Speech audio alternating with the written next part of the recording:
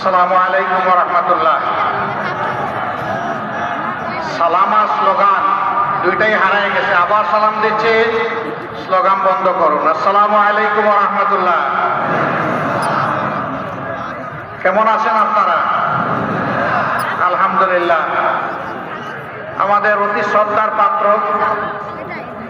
জয়পুরহাটে হাটবাসীর প্রিয় নেতা, বাংলাদেশ জামাতে ভারপ্রাপ্ত আমির জনাব আব্বাস আলী খান সাহেবের এলাকার মানুষ, আমাদের বড় প্রিয় মানুষ, শ্রদ্ধার মানুষ, ভালো মানুষ।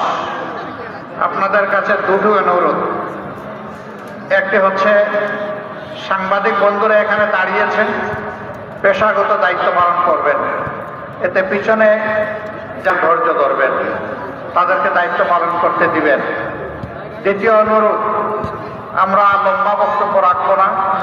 আমাদের বক্তব্যের অংশটুকু আপনারা হৃদয়ে ধারণ করে জয়পুরহাটের ঘরে ঘরে ইনশাআল্লাহ আপনারা ছড়িয়ে পড়বেন। সেই পর্যন্ত আপনারা সকলে ধৈর্য ধরে আমাদের সাথে থাকবেন ইনশাআল্লাহ।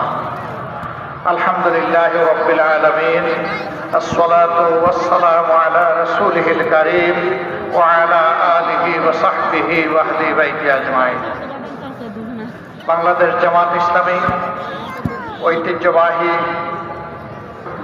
আজকের এই বিশাল কর্মী সম্মেলনের সম্মানিত সভাপতি, জয়পুরহাটবাসীর প্রিয় নেতা, মাটি এবং মানুষের নেতা, জেলা আমির জনাব ডক্টর ফজলুর রহমান সাঈদ, কেন্দ্র থেকে আসা বিশেষ অতিথি, বাংলাদেশ জামাত ইসলামীর কেন্দ্রীয় নির্বাহী পরিষদের